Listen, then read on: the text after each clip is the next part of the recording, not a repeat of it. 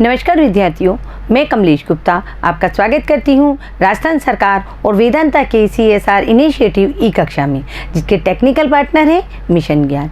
बच्चों, हम कक्षा 10 की हिंदी पढ़ रहे हैं और हमारी पाठ्य पुस्तक का नाम है क्षितिज। क्षितिज के अंतर्गत हम काव्यखंड पढ़ रहे हैं। अध्याय है 8 और हमारे आज के कवि हैं वो है ऋतुराज। बच्चों, आज हम कवि परिचय, पाठ परिचय और कन्यादान जो कविता ऋतुराज जी ने लिखी है उसको हम शब्दार्थ और भावार्थ के साथ इसके कुछ पद्य भाग की पंक्तियों को देखेंगे। तो देखो बच्चों, सर्वप्रथम हम ऋतुराज का परिचय जानेंगे। तो देखो बच्चों, ऋतुराज जो कवि थे उनका जन्म सन 1940 में भरतपुर में हुआ था। भरतपुर कहाँ है? भरतपुर राजस्थान का एक जिला है। राजस्थान विश्वविद्यालय जयपुर से उन्होंने अंग्रेजी में MA किया। देखो बच्चों, इससे पूर्व भी हमने कुछ कवियों को पढ़ा था जिन्होंने अंग्रेजी से पोस्ट ग्रेजुएट की और हिंदी में बहुत अच्छी अच्छी कविताएं लिखी। उसी प्रकार ऋतुराज जी ने भी क्या किया था, राजस्थान विश्वविद्यालय जयपुर से अंग्रेजी में MA किया और हिंदी साहित्य में इन्होंने बहुत कुछ लिखा है। देखो, 40 वर्षों तक अंग्रेजी साहित्य के अध्यापन के बाद अब वे सेवानिवृत्ति लेकर जयपुर में रहते हैं। तो यानी कि ऋतुराज जी आज हमारे बीच में मौजूद हैं और 40 वर्षों तक उन्होंने अंग्रेजी साहित्य का अध्यापन कार्य कराया है, यानी बच्चों को इंग्लिश लिटरेचर पढ़ाई है। उसके बाद उन्होंने सेवानिवृत्ति ले ली और वो अभी कहाँ हैं? जयपुर में रह रहे हैं। उनके अब तक के 8 कविता संग्रह प्रकाशित हो चुके हैं। कितनी कविता संग्रह प्रकाशित हो चुके हैं? 8 हिंदी विषय के अंतर्गत, जिनमें हैं एक मरणाधरम और अन्य, एक मरणाधरम और अन्य, ये पूरा एक ही नाम है। पुल पर पानी, सूरत निरत और लीला मुखारविंद, ये प्रमुख हैं। हम इनके नामों को एक बार पुनः देखेंगे। देखो, इनकी जो 8 कविता संग्रह प्रकाशित हैं उनमें से एक है एक मरणाधरम और अन्य, पुल पर पानी, अगला है सूरत निरत और लीला मुखारविंद, यानी ये 3 इनके प्रमुख क्या है? साहित्य संग्रह हैं। आगे देखो बच्चों, उन्हें सोमदत्त, परिमल सम्मान, मीरा पुरस्कार, पहल सम्मान तथा बिहारी पुरस्कार मिल चुके हैं। कौन कौन से पुरस्कार मिल चुके हैं? उन्हें सोमदत्त, परिमल सम्मान, मीरा पुरस्कार, पहल सम्मान और बिहारी पुरस्कार मिल चुके हैं हिंदी साहित्य में काव्य संग्रह लिखने के लिए या काव्य साहित्य लिखने के लिए। आगे देखो, मुख्य धारा से अलग समाज के हाशिए के लोगों की चिंताओं को ऋतुराज ने अपने लेखन का विषय बनाया है। इन लाइनों को ध्यान से देखो, इन पंक्तियों को, कि ऋतुराज ने जितने भी साहित्य लिखे हैं उन साहित्य पे समाज के हाशिए के लोग, समाज के हाशिए पे रहने वाले लोग कौन हैं? वे लोग जो गरीब हैं, जो प्रताड़ित हैं, जो उत्पीड़ित हैं, जो दलित हैं, जिनका जो समाज की मुख्य धारा के साथ नहीं चल पा रहे हैं, वो लोग होते हैं जो समाज के हाशिए पर रहते हैं। उन लोगों की चिंताओं को ऋतुराज ने अपने लेखन का विषय बनाया है। क्यों बनाया है? क्योंकि कवि ऋतुराज ये कहना चाहते हैं जो लोग हाशिए पे रह रहे हैं, जो समाज की मुख्य धारा के साथ नहीं चल पा रहे हैं या नहीं जुड़ पा रहे हैं, वो एक हाशिए पर ही बने रह गए हैं। यानी उनकी जो पीढ़ी दर पीढ़ी आ रही है वो हाशिए पर चल रही है, वो समाज की मुख्य धारा के साथ नहीं जुड़ पा रही। ये इनकी एक चिंता का विषय है। उनकी कविताओं में, यानी ऋतुराज की कविताओं में दैनिक जीवन के अनुभव का यथार्थ है। यानी ऋतुराज ने जो अपनी कविताएं लिखी है वो वास्तविक धरातल से जुड़ी हुई लिखी है। वर्तमान से, वर्तमान की जो परिस्थितियां हैं उनके ऊपर उन्होंने अपनी पुस्तकें लिखी है और वे अपने आसपास रोजमर्रा में घटित होने वाले सामाजिक शोषण और विडंबनाओं पर निगाह डालते हैं।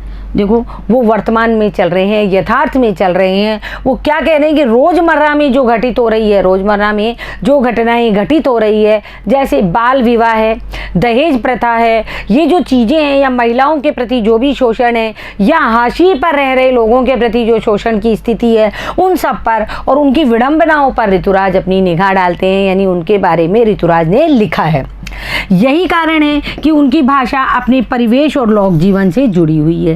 यानी ऋतुराज की जो भाषा है, ऋतुराज ने जिस भाषा में काव्य साहित्य लिखा है वो क्या है? जो भाषा हमारी बोलचाल की भाषा है, जो हमारे परिवेश को इंगित करती है, उस भाषा से और उस जीवन से उनका काव्य साहित्य जुड़ा हुआ है।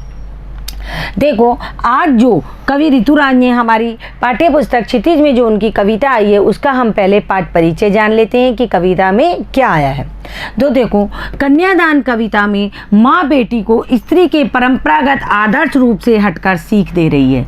कन्यादान कविता में क्या आया है कि एक माँ है जो अपनी बेटी को स्त्री के परंपरागत आदर्श रूप, स्त्री का जो परंपरागत आदर्श रूप क्या होता है, पहले पिता के साए में रहना और शादी के बाद में पति के साए में रहना, और तत्पश्चात पति जब वो एक उम्र पा लेती है उसके बाद जब उसका पुत्र बड़ा होता है तो फिर पुत्र के साए में रहना।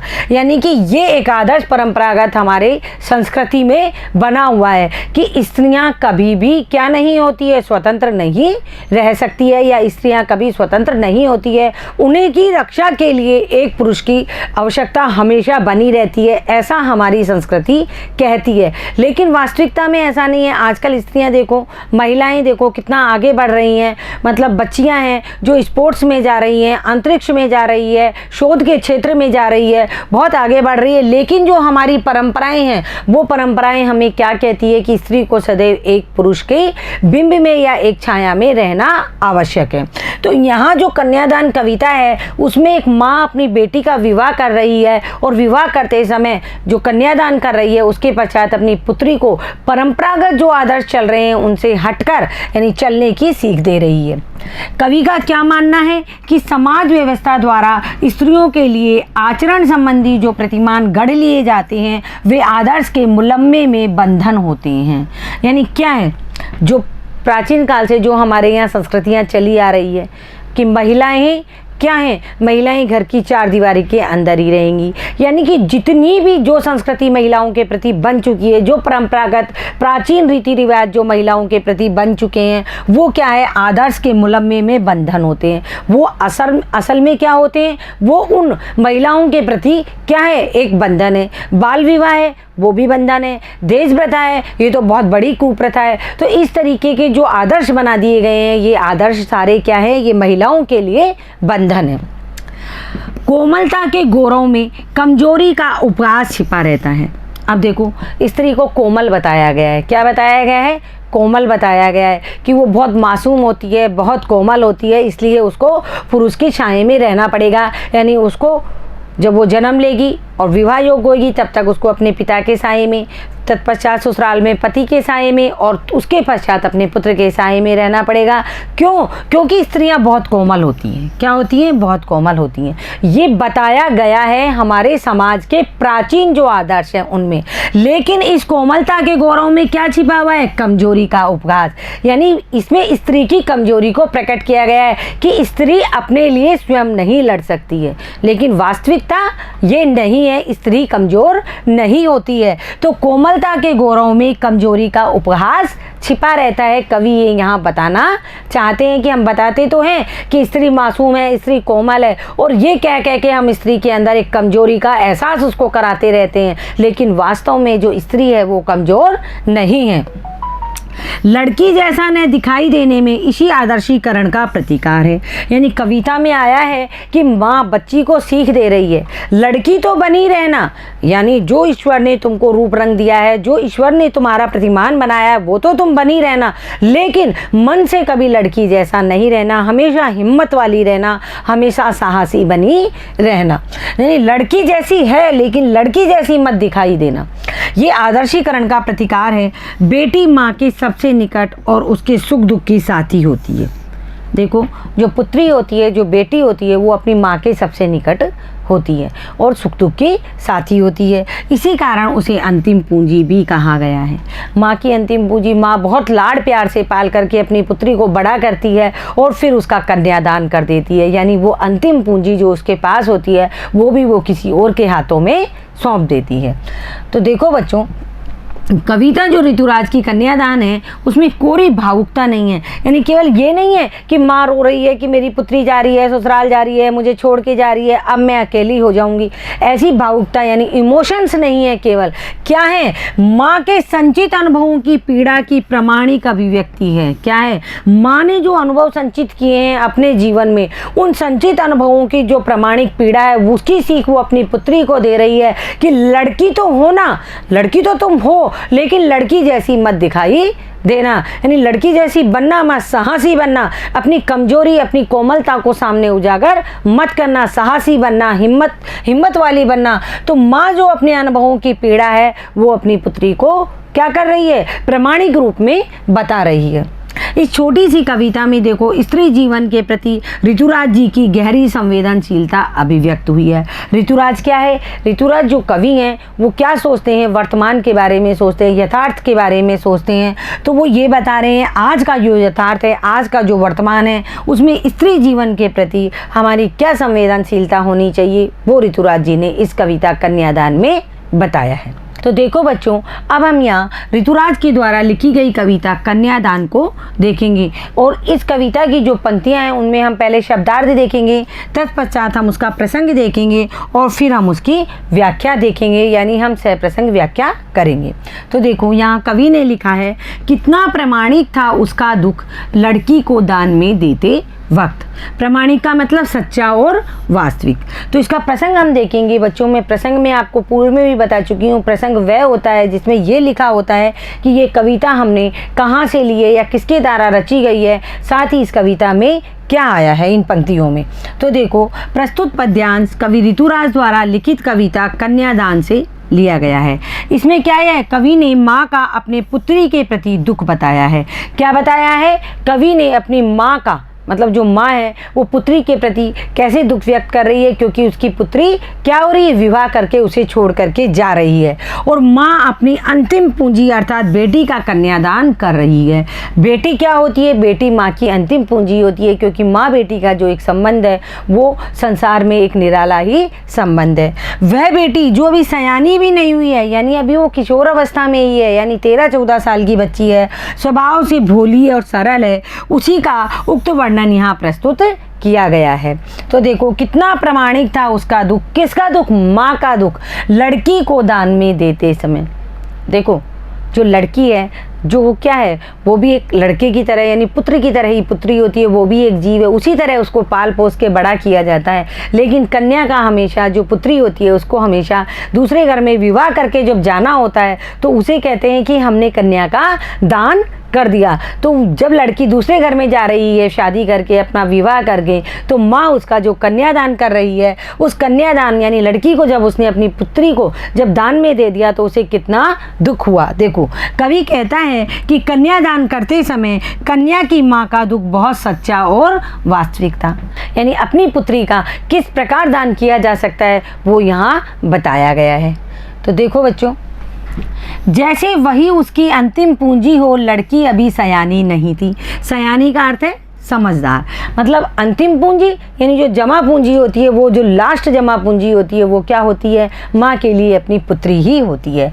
तो क्यों दुख पा रहा है माँ का जी, मतलब माँ अपने आप में क्यों इतनी व्यथित हो रही है, क्योंकि वह कन्या ही उसकी एकमात्र पूंजी थी, यानी माँ और बेटी दो ही थी। और जब अपनी पुत्री का कन्यादान कर रही है तो वो क्या कर रही है, वो बहुत दुखी हो रही है। क्यों हो रही है, क्योंकि उसकी पुत्री उसकी एकमात्र पूंजी थी और उसी से वो क्या करती थी, अपने सुख दुख बांट सकती थी, अपने मन की बात अपनी पुत्री से कह सकती थी। जिस लड़की का, लड़की अभी सयानी नहीं थी, जिस लड़की का वह कन्यादान कर रही थी वह लड़की अभी सयानी यानी समझदार नहीं हो पाई थी, यानी अभी वो बाल्य अवस्था से थोड़ी ऊपर किशोर अवस्था की तरफ ही आई थी। अर्थात न तो वह शारीरिक दृष्टि से विवाह के योग्य थी और न ही उसे दीन दुनिया की कोई समझ थी। मतलब बच्ची थी वो जिसकी शादी हो रही थी, वो बच्ची जो जिसकी उसकी माँ उसका कन्यादान कर रही थी, वो शारीरिक दृष्टि से भी विवाह के योग्य नहीं थी और ना ही वो इतनी भोली बच्ची थी कि ना ही उसे दीन दुनिया की कोई समझ थी। अभी इतनी भोली सरल थी कि उसे सुख का आभास तो होता था लेकिन दुख बाँचना नहीं आता था। देखो आभास का अर्थ है यहाँ महसूस होना, बाँचना का अर्थ है पढ़ना या समझना। अब देखो उस बच्ची के बारे में बताया है, जिस बच्ची की माँ है जो उसका कन्यादान कर रही है, उस बच्ची के बारे में यहाँ बताया है कि वह बच्ची इतनी भोली और बहुत सरल थी कि उसे विवाह के सुखों का कुछ कुछ एहसास था। उसे सुख का आभास तो होता था। क्या सुख है विवाह के, क्या आवाज़ था उसको कि मेरी शादी होगी, बैंड बाजा बजेगा, लाइटिंग होगी और बहुत रोशनी होगी चारों तरफ, मुझे नए नए कपड़े पहनने को मिलेंगे, नए नए गहने पहनने को मिलेंगे और सजने संवरने को मिलेगा, साथ ही मुझे अच्छा अच्छा खाना मिलेगा, मिठाइयाँ मिलेगी। ये सुख का उसे आभास था। उसे विवाह के उपरांत जो दुख आने हैं उसका उसे कोई आभास नहीं था। कि उसे विवाह के सुखों का कुछ कुछ तो एहसास था, लेकिन दुख बांचना उसे नहीं आता था। लेकिन वैवाहिक जीवन के झंझटों और दुखों का उसे ज्ञान नहीं था। उसे तो केवल इतना सा आभास था कि मेरा विवाह हो रहा है और विवाह में नए नए आभूषण, नए नए वस्त्र पहनने को मिलेंगे और सब कुछ सजने संवरने को मिलेगा, गाना बजाना होगा। इन सुखों का उसे एहसास था। लेकिन विवाह के बाद जो दुख और झंझट है उनका उसे बिल्कुल भी एहसास नहीं था। उसे ज्ञान ही नहीं था। इसका एहसास तो वो तब करेगी क्योंकि उसे ज्ञान ही नहीं था। उसे सुख में छिपे दुखों की समझ नहीं थी। सुख में छिपे दुख मतलब जो सुख वो आप प्राप्त कर रही है नए वस्त्र आभूषण पहन करके या गाना बजाने के साथ में जो सुख प्राप्त कर रही है, उस सुख के पीछे जो दुख छिपा है उसका उसे ज्ञान नहीं था। उससे वो पूरी तरह अनभिज्ञ थी। पाठिका थी वह धुंधले प्रकाश की, कुछ तुकों और कुछ लयबद्ध पंक्तियों की। देखो यहाँ कवि क्या कहना चाहते हैं कि वह तो उस पाठिका के समान थी जो धुंधले प्रकाश में तुकांत व लयबद्ध पंक्तियों को पढ़ने की कोशिश कर रही थी। यानी जो वो बच्ची थी उसे सुखी सुख का एहसास था, वैवाहिक सुखों का जो एहसास था, विवाह के समय जो सुखों का एहसास था, विवाह परांत जो दुख प्राप्त होने, जो झंझट प्राप्त होने, उसका उसे ज्ञान नहीं था। तो वह उस पाठिका के समान थी जो धुंधले प्रकाश में क्या कर रही थी, तुकांत व लयबद्ध पंक्तियों को पढ़ने का प्रयास कर रही थी। यानी विवाह की जो चमक दमक थी वो क्या थी, वो वास्तविकता में एक धुंधला प्रकाश था जिसके अंदर वो क्या ढूंढ रही थी, उसके अंदर वो अपनी खुशियाँ ढूंढ रही थी। उसे क्या था, उसे तो केवल वैवाहिक जीवन के एक अस्पष्ट प्रकाश का एहसास था। यानी क्या एहसास था कि विवाह में बहुत अच्छा होता है, विवाह में नए नए वस्त्राभूषण मिलते हैं, विवाह में मिठाइयाँ मिलती हैं, गाना बजाना होता है, उसे केवल यही एहसास था। लेकिन विवाह परांत क्या होता है ये एहसास उसे नहीं था। अर्थात उसके सामने सुखों का काल्पनिक स्वरूप था। क्या था, सुखों का काल्पनिक स्वरूप था। वो बच्ची कल्पना लोक में विचरण कर रही थी कि मुझे इस तरह विवाह के पश्चात भी मैं ऐसे ही रहूंगी। लेकिन वास्तव में ये सब नहीं होता है। जिसके आधार पर वो बच्ची क्या कर रही थी, सुख को जानने की कुछ कुछ कोशिश कर रही थी, लेकिन विवाह की वस्तु स्थिति से अनजान थी। लेकिन वास्तविक विवाह के बाद में जो जिम्मेदारियां आती हैं, जो परेशानियां आती है, जो झंझट आते हैं, उन सब से वो बच्ची अनजान थी। तो यानी विवाह के जो सुख थे उनकी वो कल्पनाओं में घूम रही थी और विवाह परांत जो आने वाले झंझट परेशानियां थी उनसे वो पूरी तरह अनजान थी। अब बच्चों ये जो पंक्तियां आई हैं इन पंक्तियों की विशेषताएं देखो। माँ बेटी को सहज स्नेह बंधन को प्रकट किया गया है। यानी माँ बेटी का जो सहज और स्नेह बंधन है, माँ और पुत्री का जो बंधन होता है उसको यहाँ बताया गया है। खड़ी बोली हिंदी का प्रयोग हुआ है। मुक्त छंद में रचित पद में उत्प्रेक्षा अलंकार प्रस्तुत है। यानी कौन सा छंद है, मुक्त छंद है और उसमें कौन सा अलंकार है, उत्प्रेक्षा अलंकार है। भावों की सहज अभिव्यंजना हुई है। यानी भावों की जो इमोशंस है, जो भाव है, उनकी सहज अभिव्यंजना हुई है कि किस तरह माँ अपनी पुत्री को विदा करते समय, कन्यादान करते समय दुखी हो रही है। तो देखो बच्चों, आज हमने ऋतुराज की ये जो कविता है इसकी जीवन परिचय देखा, ऋतुराज का उनका कृतित्व परिचय देखा, साथ ही पाठ का सार भी देखा। कुछ पंक्तियाँ जो कन्यादान कविता की है उनको हमने भावार्थ और शब्दार्थ के साथ में सुना और पढ़ा। तो बच्चों आप इसको सुनिए और पढ़ने का प्रयास कीजिए। धन्यवाद बच्चों।